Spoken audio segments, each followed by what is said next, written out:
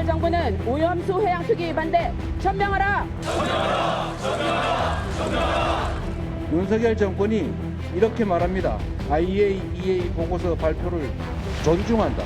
심지어 겸허하게 수용한다. 뭘 겸허하게 수용을 합니까? 우리가 무슨 잘못을 저질렀습니까? 무조건 일본을 믿어라. IAEA의 결과를 믿어라 라고 겁박하는 것 같습니다. 민주당은 IAEA 사무총장에 대해 공개 토론을 요청하고 오염수 문제에 전문성이 없는 국제 유엔 인권위에 일본을 제소하겠다는 방안을 검토하겠다고 밝혔는데 그야말로 아무 말 대잔치입니다. 궁지에 몰리자 대한민국이 국제사회의 웃음거리가 되든 말든 영권 선동을 통해 그 궁지를 빠져나가려는 출구 전략으로 보입니다. 자, 최근에 후쿠시마 오염수 방류와 관련해서 국제원자력기구 IAEA의 최종 보고서가 나온 데 이어서 오늘은 우리 정부의 자체 검증 결과도 발표됐습니다. 정부의 발표 내용 이어서 좀 더 듣고 오겠습니다. 일본의 규제기관 역량을 포함해서 일본 오염수 처리와 관련된 전반의 실행 시스템이 IAEA 안전 기준에 부합하고 사람과 환경에 미치는 영향이 무시할 수준이라는 것으로 평가하였습니다. 이번 보고서의 내용을 존중한다는 입장입니다. 오염수 방출의 국내 영향에 대해서 먹이사슬 농축 등 고려한 종합적 평가 없이 영향이 미비하다고 단정할 수 있는지 하나 질문이고요. 이 부분과 관련해서 저희가 뭐 미미하다, 거의 없다 이런 개념이 아니고 숫자로 저희들이 확인을 해드리는 부분인데 이미 먹이사슬과 관련된 농축개수라고 하는 걸 활용해서 이 부분을 평가에 반영을 했다는 걸 저희가 확인했다는 말씀을 드렸거든요. 김용태 전 최고위원, 이게 보니까 2021년 8월부터 한 2년 정도 진행된 검증 결과, 그래서 이제 그거를 종합해서 오늘 최종 결과를 발표했는데 대강 듣고 보니까 얼마 전에 발표했던 IAEA 최종 보고서하고 그렇게 크게 다르진 않은 것 같아요. 글쎄요, 그러니까 IAEA 같은 경우는 사실 우리의 입장에서 우리에 어떤 영향을 미칠 것인가에 대해서 국민들께 설명하기보다는 일본 정부가 일본의 그런 오염수를 방출하기 위한 명분을 쌓고 일본 여론을 위해서 IAEA의 어떤 보고서나 검증을 받아왔던 건 아니겠습니까? 네네. 그에 비해 오늘 정부의 발표는 어쨌든 우리 동해상에, 우리 해역상에 어떠한 영향이 미칠 것인가 우리 국민들께 설명할 수 있는 그런 자료여가지고 저는 국민들께서 굉장히 안심하실 수 있었다라고 생각합니다. 그래서 물론 여러 가지 이제 정부에서 브리핑을 했었지만 네. 저는 지난 코로나 사태 때처럼 정부가 앞으로 보다 더 면밀하게 국민들께 자료나 이런 데이터를 더 공개해서 우리 해역에 과연 이 방사능 수치가 얼마까지 올라오는 것인가, 또 생선 같은 경우에 대해서 어떻게 수치가 형성되어 있는가를 국민들께 계속 보고하고 데이터를 공개한다면 국민들이 우리 입장에서 물론 일본 오염수가 방류 안 되는 것이 좋겠지만 방류한다고 하더라도 우리에게 미칠 영향은 굉장히 적겠구나, 그러한 생각을 하실 수 있을 것 같아서 앞으로 이러한 보고나 정보의 투명성은 더 이어져 나가야 될 것 같습니다. 그러면 김용태 전 최고위원 보시기에 오늘 정부 발표 내용 중에 가장 핵심적이고 가장 중요하게 들어야 되는 부분은 어떤 부분인가요? 저는 그 해양 방사능 수치를 확대하겠다라는 것, 그리고 우리의 그 생선에 대해서 지난 2011년 이후부터 7만여 건에 대해서 방사능 수치를 검사했는데 부적합 사례가 없었다라는 거 아니겠습니까? 네. 이것이 왜 중요하냐면 민주당에서 지금 주장하는 것이 알프스가 잘 작동하지 않을 수 있다, 이 맞아요. 지점 아니겠습니까? 그런데 2011 후쿠시마 사태 때 알프스가 그 당시 없었을 때 지금 해양 오염수 그 133만 톤보다 더 많은 양의 수만 배, 1만 배에서 3만 배의 양의 방사능 물질이 이미 흘러져 나왔던 것이거든요. 그럼에도 불구하고 알프스가 없었음에도 불구하고 그 방사능 물질들이 태평양 공해상에 있었을 텐데 우리 동해상의 어떤 행선이나 이런 거에서는 방사능 수치가 큰 영향이 없었다라는 점이 저는 좀 중요한 점일 것 같습니다. 그건 제가 좀 이따 다시 한번 여쭤보겠습니다. 우리 박성민 전 최고위원 보시기에는 자, 민주당에서는 어쨌든 저번에 IAEA 보고서가 발표가 됐을 때 다액종 제거 설비 알프스라고 하죠. 여기에 대한 성능 검사 시료 채취 결과 빠졌다. 그래서 깡통 보고서다 이렇게 비판을 했는데 자, 이번 우리 정부의 발표 내용은 어떻게 평가하세요? 우리 정부의 발표 내용도 사실 IAEA의 보고서의 결론을 되풀이한 것에 지나지 않는다라는 생각이 들어서 저는 좀 아쉬웠습니다. 왜냐하면 이 우리나라 보고서에 보면 이런 말이 나와요. 도쿄 전력의 처리 계획이 계획대로 준수됐다는 전제 하에서 검토한 것이다. 맞아요. 그렇다면 사실 우리나라 자체적으로 지금 보고서를 검증한다라고 했지만 결국 IAEA가 상정한 일본 측에서 정상대로 아예 기계의 고장이라던가 이런 것은 전혀 상정하지 않은 채로 오염수 방류가 처리가 되었을 때 그때 이상이 없다라는 IAEA의 결론을 사실상 우리 정부가 나서서 다시 한번 확인해 준 것에 불과하다라는 점을 저는 좀 짚고 싶고요. 그때 이 IAEA 보고서 문제가 됐던 건 앵커께서도 잘 짚어주셨지만 첫 번째 알프스의 고장 우려가 있는 것이죠. 네네. 그다음에 두 번째는 지금 이 IAEA에서 시료 채취를 했다는 거 아닙니까? 근데 시료 채취를 3차례 했어요. 근데 3차례를 하고 이 3번 다 분석하고 보고서를 내놓는 것이 사실상 정상적인 수순인데 한 번, 그러니까 제일 처음 했던 시료 채취의 결과만을 포함시켜서 정당하다, 합당하다 이렇게 판단을 한 것이 문제가 되고 있고 심지어 그 두 번째, 세 번째 시료 채취를 한 것의 결과는 네. 하반기에 공개를 하게 될 것이라고 합니다. 맞아요. 네. 그렇다고 한다면 이것은 일본 측에서는 지금 11월 선거를 앞두고 예민한 시기 이전에 빨리 여름에 오염수 방류 문제를 처리하고 싶다는 그런 정치적 계산이 분명히 깔려 있는 것인데 여기에 대해서 IAEA가 이런 일본의 정치적인 상황까지 고려해서 2023년 하반기에 나머지 시료 채취 분석 결과를 발표하겠다는 거 아니냐. 사실상 반쪽짜리 보고서가 아니냐. 이런 지점을 지적을 안 할 수가 없는 거죠. 그렇군요. 자, 오늘 보고서, 정부 보고서 발표와 관련해서 여야에서 나온 얘기 좀 듣고 오겠습니다. 오염수 투기 방조하는 윤석열 정부 규탄한다!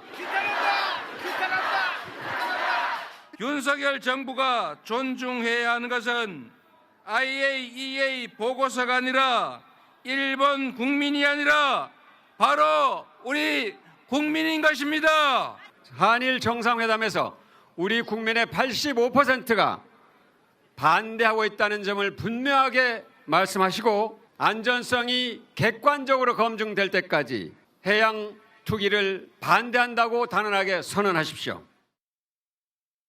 IAEA나 우리 정부의 발표 모두 과학적 데이터를 토대로 검증한 결과를 우리 국민 앞에 내놓고 국민적 우려를 불식시키기 위해 노력하고 있습니다. IAEA 보고서를 믿지 않겠다는 건 99.9% 친자로 나온 유전자 검사를 보고도 내 자식이 아니라고 우기는 것과 같다는 비유까지 나오고 있습니다. 민주당도 허무맹랑한 괴담 선동에 열을 올릴 게 아니라 국민 안전을 담보하기 위한 노력에 머리를 맞대주기를 촉구합니다. 자, 두 분께 똑같은 질문 제가 한번 드려볼게요. 여기 있는 게 지금 조금 전에 김용태 전 최고위원이 잠깐 언급했던 거 비슷한 건데 이게 이제 오늘 보고서에 있는 내용이에요.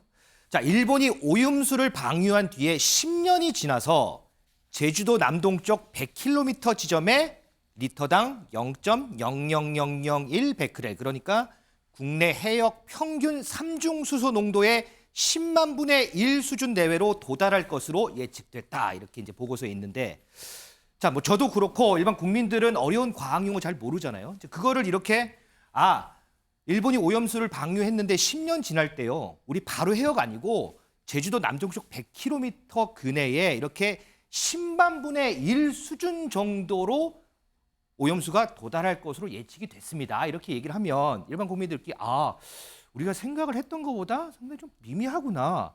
좀 안심이 되네. 혹시 이렇게 생각을 할 수 있지도 않을까 싶기도 하고요. 저는 굉장히 중요한 지점이라고 생각합니다. 그러니까 그동안 여야 정치권이 사실 국민들 보시기에 눈살 찌푸리는 그런 행동들, 그러니까 막말을 서로 임쌈고 말도 안 되는 근거로 가지고 싸워왔는데 정부의 어떤 저런 발표, 명확한 데이터의 발표에 의해서 이제 국민들께 보고를 하게 되면 국민들께서 이제 판단하실 수가 있잖아요. 그렇기 때문에 굉장히 중요한 자료인 것 같고요. 그러니까 우리나라가 의외로 방사능, 동해안 방사능에 대해서 굉장히 많은 검사 자료를 가지고 있습니다. 제가 전문가들이 말해가지고 어제 저도 한번 찾아봤어요. 네. 그래서 한국 원자력 안전기술원에서 94년도부터 동해안의 60개 지점 포인트에서 뭐 표층수, 심층수 나눠가지고 굉장히 많은 어종, 멸치, 뭐 고등어, 꼴뚜기 등등등 굉장히 많은 어종에 대해서 이 방사능 수치를 검사하고 있었습니다. 네네. 그 왜 94년도에 그 러시아, 그 소련의 핵 폐기 때문에 이제 그때부터 해왔던 건데요. 네. 94년도부터 지금까지 우리 동해안의 그 결과 보고서에 따르면 그 어종의 생선에 있는 그 방사능 수치가 별 다른 영향이 없었다라는 거예요. 그러니까 94년부터 지금까지. 네. 그러니까 이러한 오늘 정부 발표도 물론 신뢰하지만 앞으로 정부가 더 많은 자료, 더 많은 데이터를 가지고 국민들께 좀 설명할 수 있었으면 좋겠습니다. 박성민 전 최고위원은 어떠세요? 이렇게 이제 풀어서 이렇게 설명하면 국민들이 보기엔 쉽게 눈에 보이잖아요. 그래서 그렇게 뭐 위험한 거 아닌 거 아닌가 이런 생각이 들 수도 있잖아요. 이게. 근데 뭐 그것과 별개로 또 국민들의 정서적인 반감은 저는 여전할 것이다라고 정서적 생각을 해요. 반감. 왜냐하면 계속 우리가 정부에 질문할 수밖에 없는 것은 정부와 여당이 나서서 일본 측의 입장을 강화해주는 이유가 도대체 무엇이냐라고 물을 수밖에 없거든요. 오염수 방류는 뭐 과학적으로 검증하기 이전에 애초에 일본 측에서 자국 내에서 처리할 수 있는 방법이 있음에도 불구하고 그것을 모든 국가가 공유하고 있는 해역에 방출한다는 것부터 이미 도덕적인 문제가 있다. 이런 부분을 짚을 수가 있을 거고요. 그다음에 더 나아가서는 말씀하신 대로 뭐 저런 결과 발표를 내놓았지만 또 전문가들에 따라서는 지금 뭐 김기현 대표도 과거에 외통위에서 한 전문가의 의견을 인용하면서 이게 일본이 핵 오염수를 방류했을 때 이것이 1년도 안 돼서 제주도 해역 내에 들어올 수가 있다. 이런 발언까지 하시면서 우려를 하셨거든요. 그러니까 전문가들에 따라서는 이게 지금 뭐 삼중수소 농도의 문제라든지 아니면 제주 해역 내에 흘러들어오는 문제라든지 이런 시점에 대해서 예상하는 부분이 다 다르기 때문에 저는 아직까지는 좀 더 검증을 더 심도 있게 해봐야 되는 시점이라고 생각합니다. 그러면 여야 입장 아니고 승전 의원 보시기는 어때요? 어쨌든 정부가 오늘 공식적으로 최종 입장을 밝혔는데 그 안에 이제 이렇게 풀어서 내용이 있어요.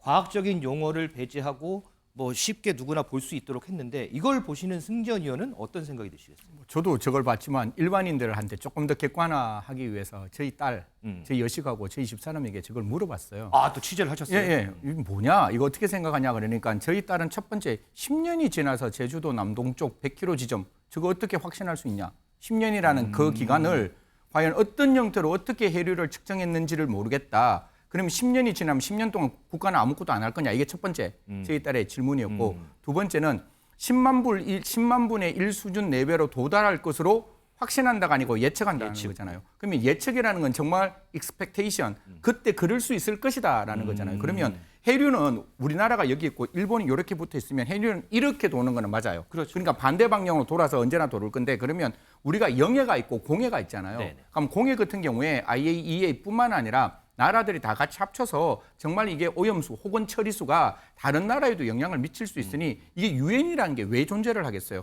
각 나라별로 문제가 있으면 함께 더불어 같이 가자는 게 유나이티드 네이션, 같은 나라라는 의미인 거잖아요. 그러면 그 지점마다 매년 이렇게 검사를 해서 같이 정보를 좀 공유하는 것. 저는 김용태 전 최고같이 좀 그런 정보가 확인되었으면 좋겠다. 10년이 지난다? 분명히 다른 사람들은 1년, 뭐 3년, 5년 해류는 다룰 수 있는 거잖아요. 네네네. 그래서 그런 부분에 대해서 10년이 아니라 1년 주기로 6개월 주기로 좀 확인했으면 좋겠고 예측이 아니라 정확한 결과로 국민 눈앞에 딱 보여줬으면 좋겠다는 말씀 드리겠습니다. 그렇군. 또 그런 생각을 또 할 수가 있군요.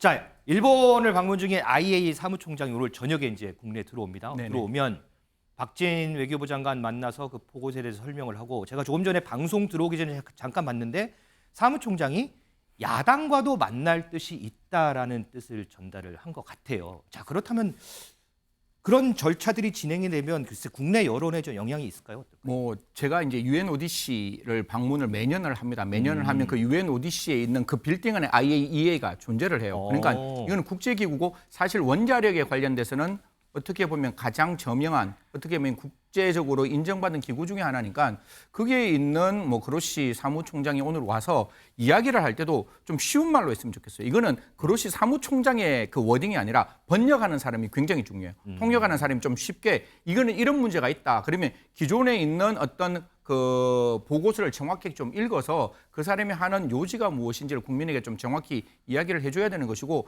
저는 뭐 IAEA 사무총장 계속해서 일본에 존재하겠다, 분사무소를 두고 있겠다 이런 이야기를 하는 거잖아요. 네네. 그래서 아까 삼중수소라는 알프스가 고장나면 적시적으로 국민들에게 알려주고 그거는 전 세계 국민들에게 알려줘야 되겠죠. 그래서 지금의 문제가 아니라 이 보고서는 현재의 문제지만 우리가 걱정하는 건 미래의 문제니까 미래를 어떻게 책임질 것이냐에 대해서 그것이 IAEA 사무총장이 좀 이야기를 했으면 좋겠다는 말씀 드리겠습니다. 자, 이 IAEA 보고서나 오늘 우리 정부의 보고서를 보면요. 환경 시료 분석이라는 부분이 빠져 있습니다. 여기에 대해서 정치권에서 얘기가 나왔는데 그 얘기 좀 듣고 오겠습니다. 환경 시료 분석 결과도 안 나왔다. 이런 지적들인데 이건 어떻게 보세요? IAEA가 채취한 환경 시료는 이번에 이제 최종 보고서에 담을 내용이 아니고 네. 이 시료를 가지고 평가를 한 다음에 이제 방류가 이루어지면 방류가 이루어지고 난 어느 시점에 평가를 하는 어떤 기준점의 어떤 시료가 됩니다. 이번 최종 보고서에는 이 시료에 대한 어떤 평가 그런 것은 아닙니다. 대상은 아닙니다. 그게 제일 중요한 거 아닙니까? 우리가 그 오염수가 바로 우리 입으로 들어올까 봐 걱정하는 게 아니잖아요. 플랑크톤을 통해서 작은 어류, 큰 어류를 통해서 농축되고 축적되고 그게 우리한테 영향을 미칠까 봐 지금 걱정하는 거 아닙니까? 그게 빠지면 이 보고서는 의미가 없는 보고서인 것이죠. 국제 원자력기구 보고서는 부실 덩어리다. 그 보고서의 한계가 명확하다. 저는 이런 표현을 쓰고 싶습니다. 네. 민지숙 기자, 자 이렇게 보면 여야의 논쟁이 참 치열해요. 이런 가운데 조만간 한일 정상회담이 또 열린다고 하더라고요. 여기에 후쿠시마 오염수 방류 문제가 논의 테이블에 오를까요? 네, 일단 윤석열 대통령 다음 주에 나토의 정상회담에 참석을 하는데요. 네. 대통령실 어제 이 일정 중에 한일 정상회담이 열릴 가능성이 있다. 일정 조율 중이다. 이렇게 밝혔습니다. 어떤 의제로 논의할지 사전에 논의하진 않는다고 하면서도 일본 정부 측에서 먼저 오염수 이야기를 꺼낸다라고 하면 우리 대통령도 우리 국민의 건강 안전을 최우선시하는 원칙 아래에 필요한 발언을 할 것이다. 그러니까 주요 정상회담의 주요 의제로 오염수 문제가 나올 수 있다라는 가능성을 언급을 했습니다. 네. 다만 일본 정부 측에서는 아직 양자회담 조율 중이다. 정해진 건 없다. 말을 아끼고 있는 입장입니다.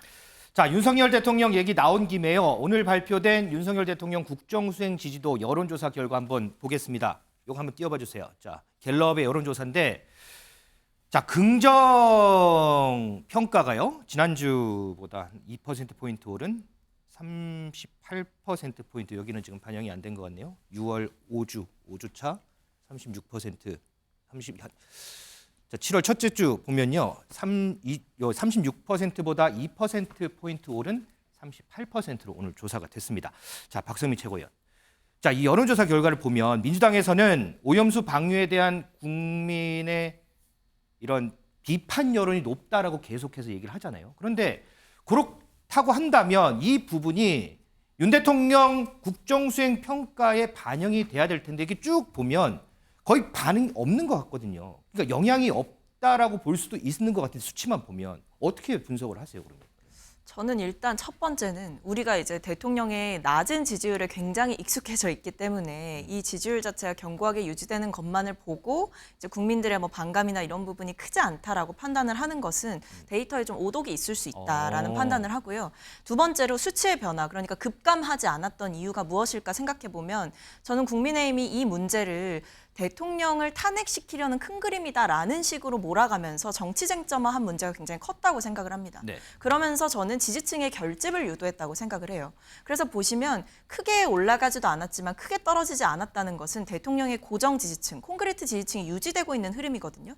이것은 그 일본의 핵 오염수 방류 문제를 뭔가 우리가 정말 국익을 위해서 또 국민의 안전을 위해서 함께 여야가 머리를 맞대기보다는 이제 여당 측에서는 이 야당의 뭐 이런 비판들을 대통령을 향한 공세로 치환을 해서 윤석열 정부를 흔들려는 의도가 있다라는 식으로 평가를 하고 있기 때문에 아마 윤석열 대통령의 고정 지지층의 입장에서는 이럴수록 우리가 더 뭉쳐야 된다라는 그런 결집의 효과가 저는 있었을 거라고 보고요. 다만 이 오염수 방류에 대한 이 국민들의 여론은 따로 이미 떼어내서 조사를 한 것들이 여러 번 있고 거기에 대한 반감은 확실하게 투영되고 있을 뿐만 아니라 일본의 오염수 방류 시기가 정확하게 결정이 되고 그 방류 시기에 맞춰서 여러 가지 또 문제점에 대한 제기가 일어난다면 저는 방류 시기에 그 시점에는 또 여론이 또 변동이 될 수 있다라고 생각을 합니다. 긍정평가의 변화가 없다고 해서 꼭 그렇게 긍정적인 것만은 아니다라고 분석을 하셨는데 김용태 전 최고위원은 분석이 다를까요? 어떨까요? 그러니까 오염수 방류와 관련해서 국민들께서 불안감을 느끼는 것과는 별개로 저는 이번에 어떻게 보면 여야 대치 이러한 것들이 과학과 포퓰리즘 간의 싸움의 3차전이라고 생각합니다. 그러니까 1차전은 어떻게 보면 광우병 파동 때라고 저는 생각되거든요. 네. 그 당시에 민주당에서 야당에서 괴담을 선동해가면서 많은 국민들의 불안감을 선동해갖고 말도 안 되는 그런 팩트가 아니죠. 거짓 선동으로 인해서 국민들을 굉장히 혼란시켰지 않습니까? 그때 사실은 어떻게 보면 민주당의 포퓰리즘에 많이 뒤졌었던 것 같아요. 그 당시에 MB 정권 때 지지율이 사실 낮아졌었거든요. 그리고 두 번째가 사드였고요. 네. 세 번째 이번에는 이 오염수 관련해서는 국민들께서 이 포퓰리즘에 대해서 다르게 생각하실 것 같아요. 그 지지율이 그거에 대한 방증이라고 저는 생각되거든요. 그러니까 지금 영상에서 보시는 것처럼 1차 때와 2차 때는 좀 낮아졌더라면 3차 때 지금 이번 윤석열 정권의 국정 지지율은 오히려 상승하고 있다는 이 사건 이 자체가 국민들께서 이 불안감과 별도로 야당의 그런 선동이나 이런 데에 좀 넘어가지 않는다라는 생각이고요. 물론 야당이 합리적인 비판은 좀 할 수 있다고 생각됩니다. 예를 들면 도쿄전력의 데이터 같은 거 과연 도쿄전력을 믿을 수 있겠느냐 뭐 이러한 문제들은 저는 충분히 여야 간에 논의할 수 있는 문제라고 생각되고 국민들께서 화답하실 거라고 생각해요. 그런데 더 나아가서 우리 정부의 어떤 발표조차도 믿지 못하겠다. 그리고 어떠한 그러한 식으로 몰아가는 것은 국민들께서 속지 않으실 거라고 생각합니다. 알겠습니다. 저희 제작진에서 이제 금방 수정을 했습니다. 지난 6월 5주차 36%에서 이번 주 결과는 2%포인트 오른 38%로 나타났습니다. 자, 요거 짧게 두 분께 짧게 좀 들을게요. 지금도 여기서도 계속해서 여야의 입장이 항상 다르고 지금 여의소에서도 그렇고요. 그러면 민주당 입장에서는 보니까 어제 이제 철야 농성도 하셨고 조금 전에 영상을 봤지만 규탄대회도 했고 그런 이런 움직임들이 일본의 오염수 방류를 철회 안 하면 계속 가는 것인가? 제가 왜 이런 질문을 드리냐면 제가 그런 질문을 많이 받아요. 아니 지금 여야가 접점도 없고 그냥 서로 각자가 하고 싶은 말만 계속을 하는데 그러면 지금 이거는 어떻게 해야 끝이 나는 거냐라고 그런 질문을 하는 분들이 상당히 많거든요. 그래서 여쭤보는 거예요. 결국에는 저는 정부와 여당의 전향적인 입장을 이끌어내기 위해서 지금 이 모든 과정들이 진행되고 있는 것이다라고 생각을 해요. 왜냐하면 사실 야당 입장에서는 정부가 계속해서 왜 일본 측의 발표만을 너무나 낙관하고 있느냐 이런 문제 제기를 계속 해왔던 것이고 더 나아가서는 뭐 시찰단이 자료 요청을 했다고 하나 거기서도 알프스의 고장이나 이런 사례들이 다 확인이 됐었고 과거 도쿄전력의 은폐 시도라든지 아니면 일본 내에서도 도쿄전력의 신뢰도가 상당히 낮은 부분들도 있기 때문에 IAEA가 일본 측의 자료만을 받아서 지금 사실상 도쿄전력이 제공한 자료만을 받아서 이런 검증이 이루어졌기 때문에 신뢰할 수 없다라는 부분을 1차적으로 저희는 전제를 하고 가는 것이죠. 더 나아가서는 앞서 뭐 영상에서도 봤듯이 뭐 IAEA 보고서의 부족한 점들을 계속 지적하고 있는 것이고요. 그러니까 저희 이 모든 투쟁의 의미는 결과적으로는 정부가 이런 것들을 좀 일본 정부에 더 요구를 해달라라는 겁니다. 그러니까 1차적으로는 저희는 방류 시점 자체를 6개월 만이라도 보류를 하자 이런 제안을 원내대표 발로 했고요. 더 나아가서는 우리 측과 일본 측이 직접 일본 정부와 한국 정부가 동시에 환경 영향 평가를 같이 진행해보자. 이런 이야기들까지 대안을 내놓으면서 이야기를 하고 있거든요. 이건 결국에 우리 정부가 일본 측에 요구를 해야 되는 것이고 일본 측과 협상을 반드시 해내야 되는 지점이기 때문에 저희가 IAEA 사무총장의 방한 시점이라든지 한일 정상회담이 예정되어 있는 이 시점을 앞두고 더 강하게 투쟁할 수밖에 없는 이유이기도 합니다. 김용태 전 최고위원은 이 여야 대치는 어떻게 해야 마무리됩니까? 그러면? 죄송한 말씀이지만 총선 있기까지는 끝날 것 같지 않습니다. 아이고 그래요? 네, 지금 우리 정치권이 정치가 실종됐잖아요. 그러니까 여당은 야당을 반국가 세력으로 몰아세우고 야당은 여당을 검찰 독재를 운운하면서 독재를 운운하는 세력으로 이제 치부하고 있는 상황에서 여야가 지금 대화와 협치가 없습니다. 그런 과정에서 저는 후쿠시마 이 오염수 방류 문제는 그러한 것을 총체적으로 보여주는 하나의 지점이라고 생각되고요. 이것뿐만이 아니라 지금 전국 뉴스를 보시면 국민들께서 굉장히 답답해하실 것 같습니다. 그래서 내년 총선까지는 좀 쉽지 않을 것이다 생각합니다. 두 분 말씀을 듣고 보니까요. 쉽게 끝날 것 같지는 않다 뭐 이런 생각이 듭니다. 다른 얘기 하나만 좀 하고 넘어가겠습니다. 승재원 의원. 제가 인터넷 쇼핑몰을 봤더니 이 후쿠시마 오염수라고 앞에 제목을 달고 나온 상품들이 꽤 되더라고요. 이게 보니까. 첫 번째 방사능 측정기 이제는 필수입니다. 이런 어떤 광고를 봤는데 방사능 측정기. 예, 방사능 측정기 사실 사서 지금 여기에 방사능 측정기 놔도 방사능 측정 나옵니다. 왜냐하면 살아가는 모든 영역에는 자연방사능이라는 게 그게 있으니까. 그러니까 제가 아까 말씀드렸다시피 현존하고 있는 우리가 살아가는 속에 우리가 피폭이 되는 저번 주에도 엑스레이 하나 찍었었거든요. 치과에 가서. 그럼 그것도 피폭 받는 거잖아요. 그러니까 언제나 우리가 삶에 살아가는 데 있어서의 자연적으로 피폭이 되는 게 얼마만큼이냐. 분명히 그건 확실합니다. 피폭량이 늘어나면 늘어날수록 캔서에, 그러니까 암에 걸릴 확률은 높아진다는 것은 과학적으로 증명이 됐지만 자연적으로 있는 그런 환경 속에서 나타날 수 있는 것까지 과대해서 저걸 팔겠다라고 이야기하는 것은 저는 잘못되었다고 생각하고요. 제가 거듭 말씀드리지만 여기 계시는 세 분의 정치인과 그다음 저나 똑같은 생각일 겁니다. 국민에게 위험한 수산물을 파는 것 저는 반대한다라고 생각합니다. 그게 정부가 해야 할 일인데요. 만약에 오염수가 딱 풀리면 홋카이도에 있는 어민들부터 난리가 날 겁니다. 정말로 위험하면. 그러니까 지금 우리뿐만 아니라 일본 정부 안에 있는 일본의 수산업자들도 어떻게 생각하고 있는지, 그리고 그렇게 해류가 흘러가면 분명히 괌이나 사이판에 있는 사람들도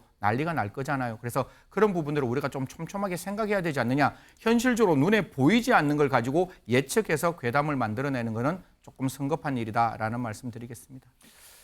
자, 이게 지금 최근에 이제 인터넷 쇼핑몰 보면 앞에 후쿠시마 오염수라는 타이틀을 달고 팔리는 제품들이 뭐 여러 가지 있는데, 얼마 전에 이 후쿠시마 오염수 앞세워서 암보험 홍보했던 일부 보험사들 철퇴를 받았죠. 자, 이걸 바로 이제 공포 마케팅을 하는데, 왜 꼭 이런 시기에 이런 마케팅을 해야 되는지 묻지 않을 수 없을 것 같습니다.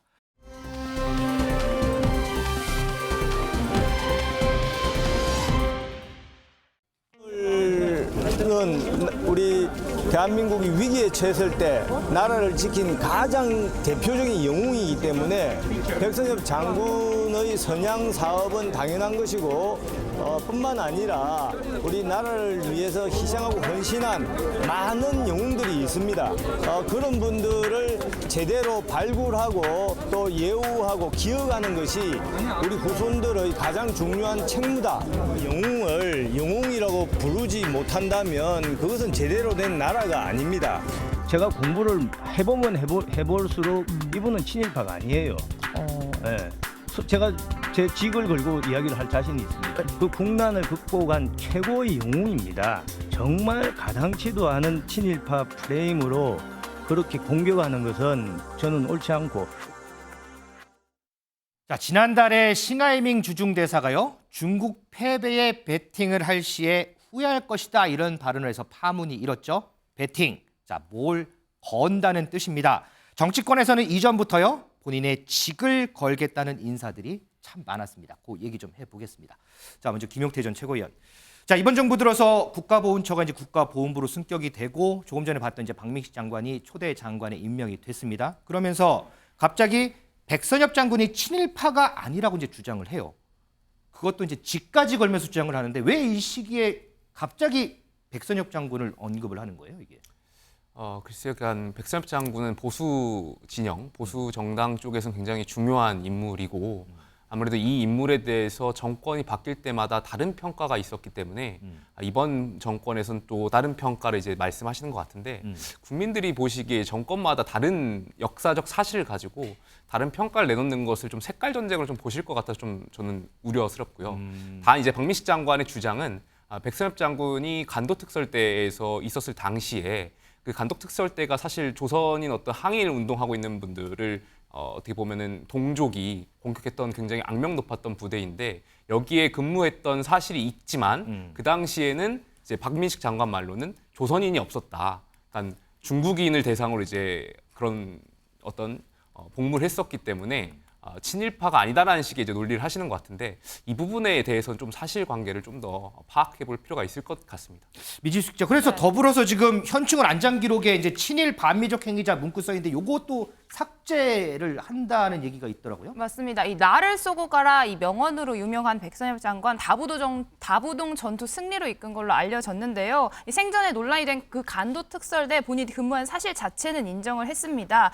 게릴라 중에 많은 조선인이 섞여 있었는데 이게 일본의 EJ 책략에 빠져든 형국이었다. 뭐 이런저런 상황을 고려하더라도 동포에게 총을 겨눈 것은 사실이었고 비판받아도 어쩔 수 없다. 본인이 이렇게 고백을 한 적이 있습니다. 이런 이력 등을 이유로 노무현 정부 시기에 친일 반민족 행위 진상규명위원회가 친일파 1,005명 이 명단에 백선엽 장군 이름을 넣어서 저렇게 그렇죠. 비석에도 이렇게 내용이 적혀 있었던 건데요. 네. 하지만 이런 친일파 명단을 작성하는 과정에서 불공정 편파 시비가 있었다. 그래서 이번에 박민식 보훈부 장관은 그 해당 위원들 11명의 이력을 보면 역사적으로 편향된 인물들이 있었다라면서 위원회가 해당 인물이 친일이다 이렇게 주장하고 결정했다라고 해서 그게 역사적 진실이 되는 건 아니다라면서 이번에 친일 문구 삭제에 장관직까지 걸게 된 상황입니다. 그렇군요. 자, 김용태 최고위원. 자, 이번 앵커의 픽이 원래 제목은 백선엽 장군이 아니고 직을 걸겠다요. 그래서 이제 본론으로 좀 들어가 볼 텐데, 사실 박민식 장관 하면 지금 정치권에서 계속 거론되는 게 내년 총선 출마가 좀 유력하다 이런 얘기도 많아요. 그렇다면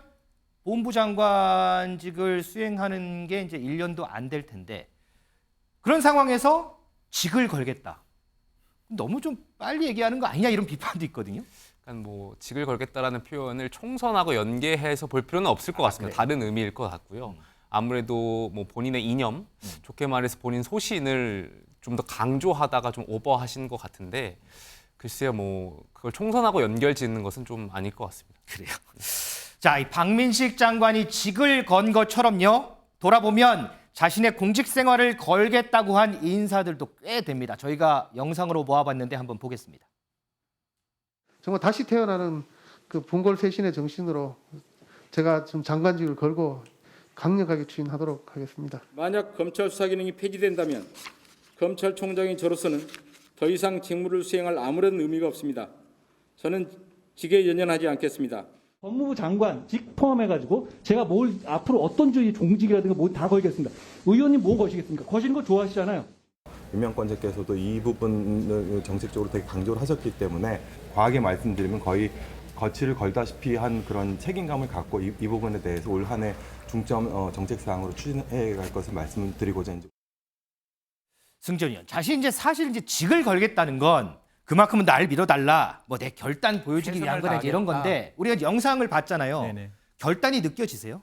뭐 사실 결단의 문제보다 모르겠지만 저는 이제 공직에 있는 사람 중에 한 사람이니까 저를 임명하는 사람 대통령이고 저를 파면한 사람 대통령이지 그 제가 직을 걸겠다고 제가 사직서를 내도 대통령께서 안 받아주시면 사직 못하는 그렇죠, 거예요. 맞아요. 그러니까 내가 직을 걸겠다는 건 제가 매번 말씀드리지만 그 최상위의 임명권자에 대한 또 다른 불충일 수가 있습니다. 뭐 불충이라는 유교적인 단어를 써가 좀 죄송한데 그래서 직을 건다는 말씀을 쓰지 마시고 정말 내가 할 수 있는 모든 열정과 헌신을 기울여서 대한민국 국민을 위해서 나는 최선을 다하겠다라고 말씀해 주시면 어떨까? 이거는 분명히 팩트이기 때문에 이 부분에 대해서는 제가 반드시 진실이라는 말씀을 드리겠습니다라고 말을 조금 바꾸시면 어떨지 저 뭐 굉장히 이렇게 과문한 사람이 한번 말씀드려 보았습니다.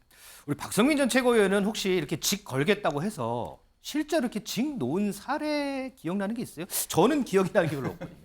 네, 저도 사실 잘 기억이 나지는 않는데요. 그러니까 좀 이번 정부의 이 장관들의 굉장히 특이한 점이 뭘까 생각을 해보면, 그러니까 직을 건다는 말은 뭐 아예 이 정부에서 처음 생긴 말은 아니잖아요. 뭐 가끔 뭐 책임감이나 사명감을 강조할 때 쓰는 말인데 이 정부에서는 약간 사실관계를 두고 논쟁이 벌어지거나 정치적으로 공방이 오갈 때 갑자기 직을 건다라는 이야기를 하면서 마치 자신의 출구 전략처럼 삼는 모습을 좀 보인다고 저는 생각을 합니다. 그런 점에서 이렇게 가볍게 자신의 공직 자체를 무슨 어디서 도박을 하듯이 이런 식으로 말씀을 하시는 거는 정말 부적절하다라는 말씀을 다시 드리고 싶고 자세히 상세히 합리적으로 설명하면 이 의혹 제기에 대해서 충분히 지나갈 수 있는 일들임에도 불구하고 장관들이 자꾸만 본인의 입장을 성실하게 설명하기보다 계속 감정적으로 이 상황을 대응하기 때문에 직을 건다라는 말이 너무나 자주 나오고 있는 게 아닌가 싶어서 좀 문제 제기를 하고 싶습니다. 혹시 우리 두 분 청년 정치인 두 분 나오셨는데 나중에 공직하시게 되면 이런 말씀 안 하실 거예요? 할 수도 있겠죠. 이제 책임감을 다 해야 된다. 이런 뭐 각오를 말씀드릴 때는 할 수는 있겠지만 그것이 뭔가 정치적으로 논박이 오갈 때 갑자기 저 직 걸 테니까 의원님 뭐 거시겠어요? 이런 식으로 말하는 건 저는 아니다라는 생각이 드는 거죠. 타짜는 영화에서만 봤으면 좋겠습니다. 알겠습니다. 자, 직을 건다까지 얘기해봤고요.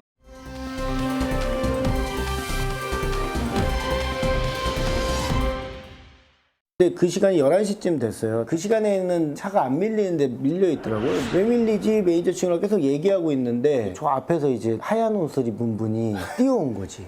이렇게 우리 쪽으로 뛰어오는데 뒤에 근데 잘 보이든 말든 나이도 드신 것 같은데 이렇게 띠으로 우리는 아니까 그분이 이제 같이 뛰어오는데 근데 또 우리 차 앞에서 손을 뻗으면서 잡아주세요 좀 부탁해요 잡아주세요 이 멘트를 했어요. 열고 뛴 거지 난. 뛰는데 가는데 아무도 안 보이는 거잖아.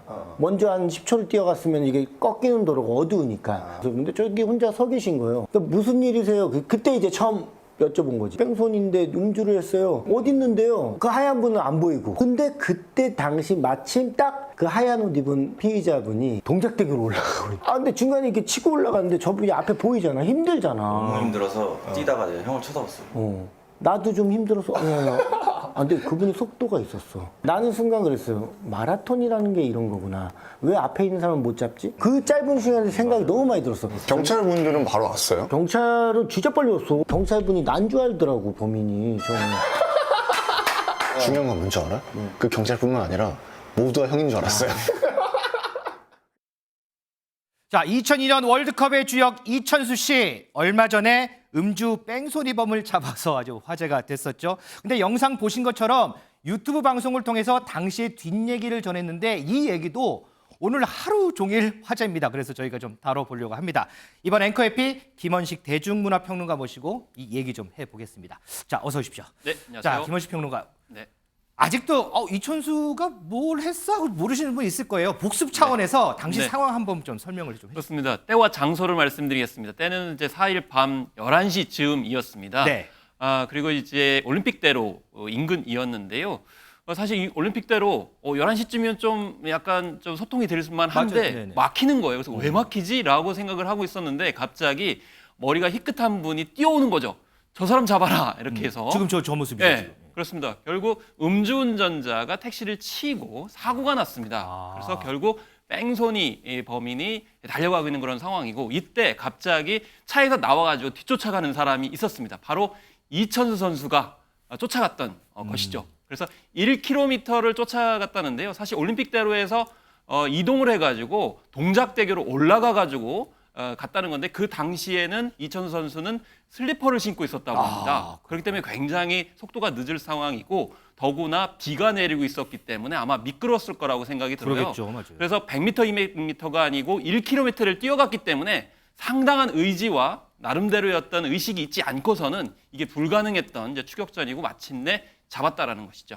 자, 민지숙 기자, 이 네. 도움을 청하셨던 분도 물론 이천수 씨를 알고 이제 청하신 건 아닐 거예요. 근데 알고 봤더니 그 이천수가 맞더라. 많이 놀랬겠어요. 네, 맞습니다. 뒤따라서 같이 쫓아갔던 택시기사 뒤늦게 얼굴을 확인하니까 이천수 선수였습니다. 알아보고 나서 거듭 감사 인사를 했다라고 하는데요. 택시기사 인터뷰를 했는데 이천수 선수인 거 생각도 못했다. 그러면서 현장에서 이천수 씨가 하는 말이 저는 불의를 보면 이런 거 안 넘깁니다. 이렇게 딱 멋있게 한마디를 했다고 전해졌습니다. 이천수 선수 어제 유튜브 방송에서 현역 시절이었다면 더 금방 잡았을 텐데 그리고 자기가 좀 오버페이스해서 너무 빨리 달렸다 이렇게 뒷이야기를 전해서 또 웃음을 안겨주기도 했습니다. 누군가를 도울 수 있어서 보람을 느꼈다라면서 당연히 해야 할 일을 했는데 이렇게 대단한 일 한 것처럼 이야기가 돼서 조금 쑥스럽다 이렇게 전하기도 했습니다. 자, 근데 재밌는 거는요. 당시에 출동했던 경찰들의 반응입니다. 어떤 반응 보였는지 한번 들어볼까요? 저기 여기에요. 여기 오세요. 빨리빨리 하니까 나한테 보더니 뭐예요? 이렇게 안 하잖아. 근데 난 줄 알아. 저 아니에요. 저 아니고 저 뒤에 있잖아. 예 하고. 그러니까 보통 왜 그러는지 모르겠는데 이런 일이 벌어지면 내가 한 줄 알고 다.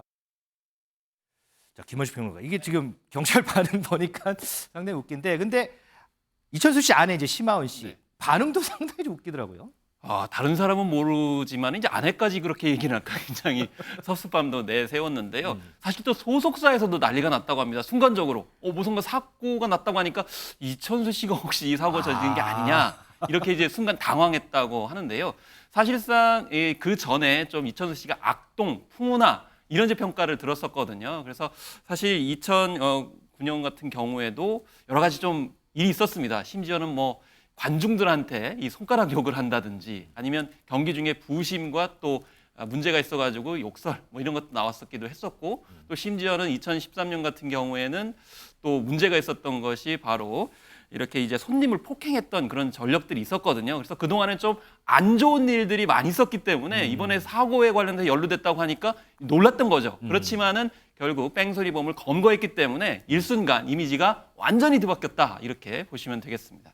자, 여기 보시면 꼭 유튜브 방송 제작진도 경찰뿐만 아니라 모두가 범인이 이천수 씨 형인 줄 알았다 이런 얘기도 했고 이천수 씨 매니저는 회사도 그 짧은 순간에 난리가 났었다 이런 얘기를 하고 진짜 이 심하은 씨, 이천수 씨 아내도 오빠 사고 쳤어? 이런 얘기를 했다는데 이 말이 미안했었나 봐요. 이후에 미담도 공개했던데요. 그렇습니다. 우리가 흔히 뭐 물 들어올 때 노져야 된다 이런 얘기 있는데요. 물 들어갔으니까 지금 미담을 다 방치를 하고 있는 그런 상황입니다. 실제로 사실 몇 년 전에 여자 화장실 불법 촬영범이 차 타고 도주하는데 뛰어가서 잡았다라는 겁니다. 그땐 또 무슨 일이 생길까 봐 무서워서 시시했다 이런 건데 결국 그라운드에서 이렇게 굉장히 열심히 또 재능 있게 뛰었던 실력이 이렇게 범인을 검거하는 데도 그동안 쭉 있었다는 점 많이 알려지지 않아서 저도 이천수 씨에 대해서 오해를 좀 이번에 풀어야 되겠다 이런 생각을 좀 하게 됐습니다. 자, 승재현 의원. 네네. 자, 몰카범 잡고 음주 뺑소니범 잡고 지금 김원식 평론가도 오해를 좀 풀어야 되겠다고 하는데 사실 이천수 씨가 이제 악동 이미지가 좀 있었잖아요. 이번 일을 계기로 이 이미지 좀 벗을까요? 벗겠죠? 저는 우리 언론도 너무 나쁜 이야기 하지 말고 좋은 이야기도 같이 했으면 좋겠어요. 사람이 이렇게 나쁜 이야기를 하면 제가 나쁜 이야기를 했을 때 그 언론에서는 그걸 10배, 20배, 30배까지 같이 이렇게 이야기를 하는 경우도 있어요. 그런데 정말 선한 일을 하면 잘 언론에서 방송이 안 되는 거잖아요. 그래서 어떻게 보면 이춘수 씨도 그런 이야기합니다. 내가 잘못했는 이야기들은 세상에서 많이 알고 있는데 내가 착한 일을 했는 거는 세상이 잘 몰라. 네. 그래서 좀 자기 나름대로 섭섭함을 이제 토로를 했는데 뭐 저희 MBN에서는 그런 거 잘하잖아요. 나쁜 이야기도 하지만 이런 훈훈한 맞아요. 이야기 저희 미담 어떻게 잘 보면 정해요. 예, 이거 거의 10분 이상 이런 이야기를 하는 거를 조금 적극적으로 이야기해서 정말 슬픈 세상이 아니라 세상은 살만한 기쁜 세상이라는 거 같이 국민들과 함께 이야기했으면 좋겠습니다. 아주 좋은 말씀 많이 해주시네요. 미지수 기자, 이렇게 뺑소니범 잡고 이러면 경찰에서 표창장 이런 거 주지 않아요? 네, 서울 동작경찰서 이천수 선수에게 감사장과 함께 80만 원의 포상금을 전달하기로 결정했습니다. 이천수 선수 측과 수여식 날짜를 지금 조율 중이라고 하는데요. 그런데 이 선수 이번 일로 받는 포상금 전액 기부하기로 결정했다고 합니다. 이야. 당연히 할 일이었는데 본인이라서 이슈가 된 것 같다며 포상금과 영상 수익금은 순직 경찰관 자녀 지원하는 관련 재단에 전액 기부하겠다 이렇게 밝혔습니다. 자, 저희가요 이천수 씨 입장을 직접 들어보려고 전화를 했는데 여기저기 전화가 너무 많이 와서 일일이 대응을 못 하겠답니다. 그래서 유튜브 방송을 통해서 입장을 밝혔는데 그 얘기 좀 들어보겠습니다. 저는 솔직한 얘기로 아기들이 생기면서 정의력이 없어졌어요. 근데 왜 그날은 한번 고민을 해봤어요. 당연한 건데 좋게 봐주시니까 그냥 그 어르신의 그냥 그 간절한 목소리의 그 기운이 내 팔을 자극하지 않았나 이렇게 보는 거예요. 갑자기 왜 어떻게 내가 이거를 열었을까? 왜냐면 제가 생각보다 A형이라 마스크 벗고 모자 벗고 어디 뛴다는 거를 한 번도 해본 적이 없어요. 그날따라 또 마스크도 안 썼어. 재밌는 일이에요. 승재현 의원은 뭐 여러 비슷한 사건들 많이 접하셨잖아요. 그거 딱 생각을 해보시면 지금 이천수 씨가 했던 얘기 어떻게 좀 평가하세요? 저하고 마음이 싱크리율 100%인 것 같아요. 그래요? 왜냐하면 집에 자식이 생기고 자녀가 생기면 내가 어떤 일을 했을 때 내가 다치면 우리 식구들이 어떻게 할까 그거 정말 걱정되는 일이거든요. 사실 저는 국민 여러분께 위험한 일 있으면 따라가서 잡지 말고 112 신고 안 하는 사람입니다. 왜냐하면 그거 괜히 잡으셨다가 구술소에 말릴 수도 있고 그거 괜히 잡으시러 가셨다가 부상당할 수도 있는 그런 경우가 많은데 딱 그런 느낌 들잖아요. 그 사람들 정말 간절히 그 도움을 요청하는 그 생각에 나도 모르게 뛰어갈 수밖에 없었다 이런 이야기 나오는데 제가 이천수 씨에 대해서도 덕담 하나 하면 이번에 우리 장미란 차관 정말 체육에 대해서 이 차관으로서 최선을 다해서 아주 좋은 체육과 관광에 많은 선한 영향력을 미칠 것 같은데 이렇게 선한 일을 하시면 그 다음에 차관 우리 이천수 씨도 되지 않을까 한번 이 차관으로 되는 그날까지 저도 응원하도록 하겠습니다. 너무 앞으로 나가신 거 아닙니까? 자, 과연 저 상황이 되면 나는 과연 저렇게 할 수 있을까라고 가만히 생각을 해봤는데 자 이렇게 서서 제가 이렇게 여러분들께 이렇게 전해드리는 건 쉽지만 과연 몸이 따라갈 수 있을까 이런 생각이 많이 들더라고요. 이천수 씨 좋은 쪽으로 이번에는 아주 이슈가 크게 되는 것 같습니다.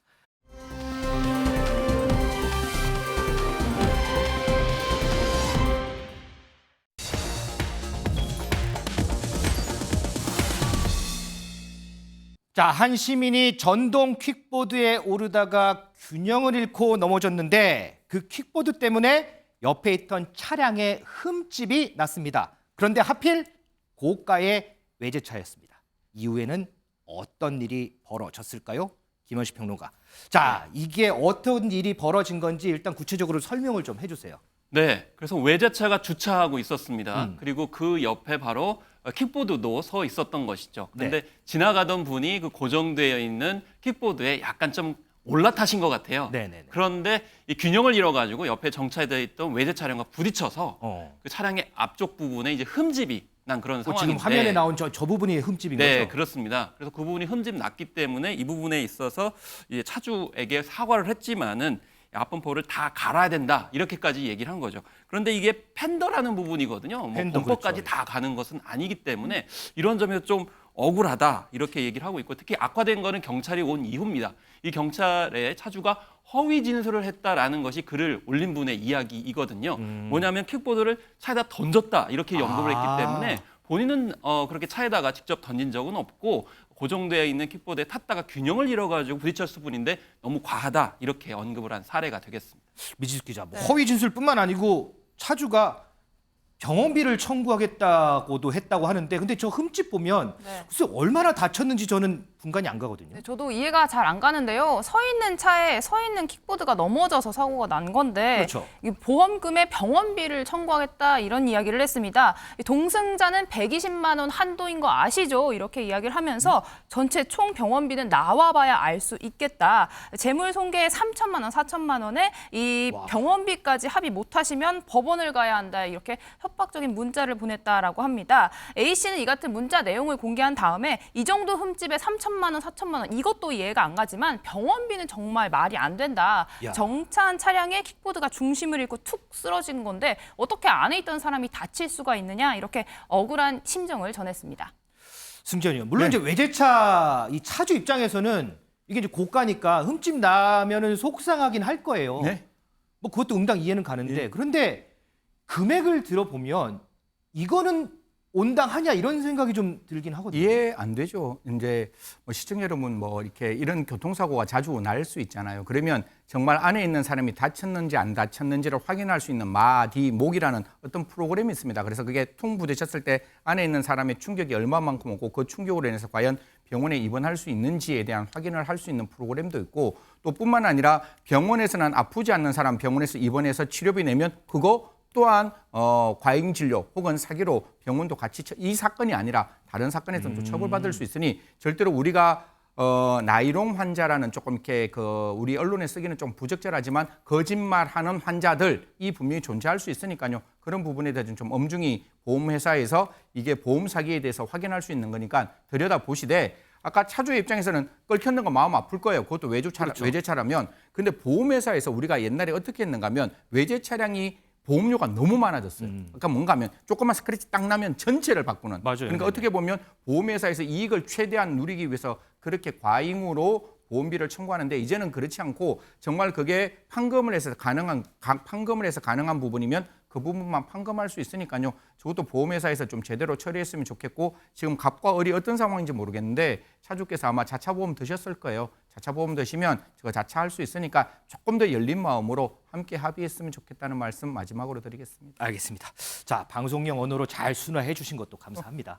자, 민지숙 기자, 저희가 제목 뽑아봤는데 흠집난 외제차에 4천만 원 요구한 차주 이런 비슷한 글로 기사가 엄청 많이 나왔었어요. 그랬더니 온라인 공간이 후끈후끈하다면서요? 맞습니다. 해당 게시글에 1000개가 넘는 댓글이 달렸습니다. 와. 내가 아니라서 다행이다. 세상이 이상하게 돌아간다. 이런 심정을 적은 글도 있고 견적이 좀 과한 것 같다. 상식선에서 살아야 한다. 이 차주 양심이 있냐 이런 비판하는 글도 올라왔습니다. 이 밖에도 왜 타지도 않을 킥보드에 올라타서 이를 키웠느냐 이 글쓴이도 반성을 좀 해야 된다 이런 이야기도 나왔고요.